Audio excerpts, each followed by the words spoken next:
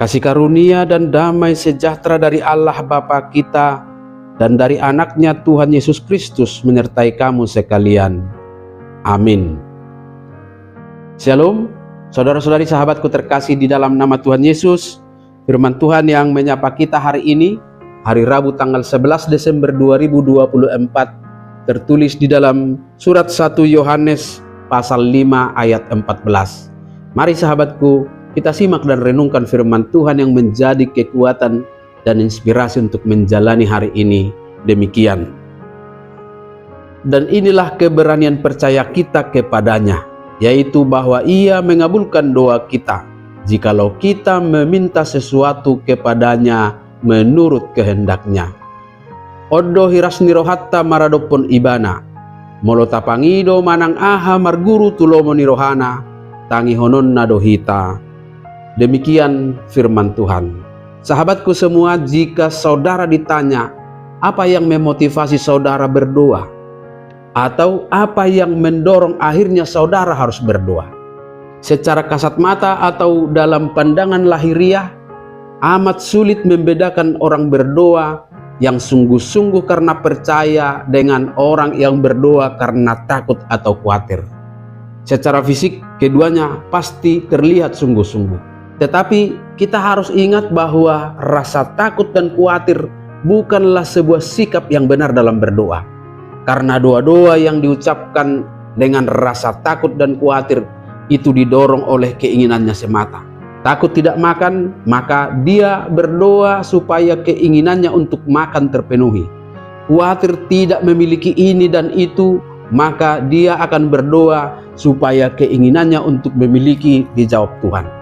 Yesus sendiri sudah berpesan, siapakah di antara kamu yang karena kekhawatirannya dapat menambahkan sehasta saja pada jalan hidupnya?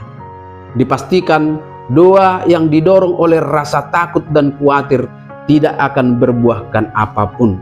Maka perlu kita periksa dan kita evaluasi, hal apakah yang mendorong saudara di dalam berdoa?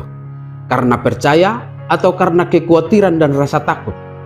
Nas kita hari ini mengajarkan kita tentang alasan mengapa kita harus berdoa.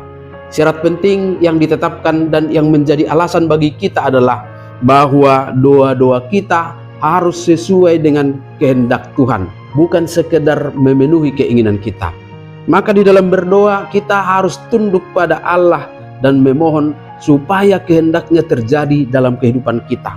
Tentang kehendak Tuhan ini kita sudah tahu dalam banyak hal karena telah dinyatakan di dalam Alkitab.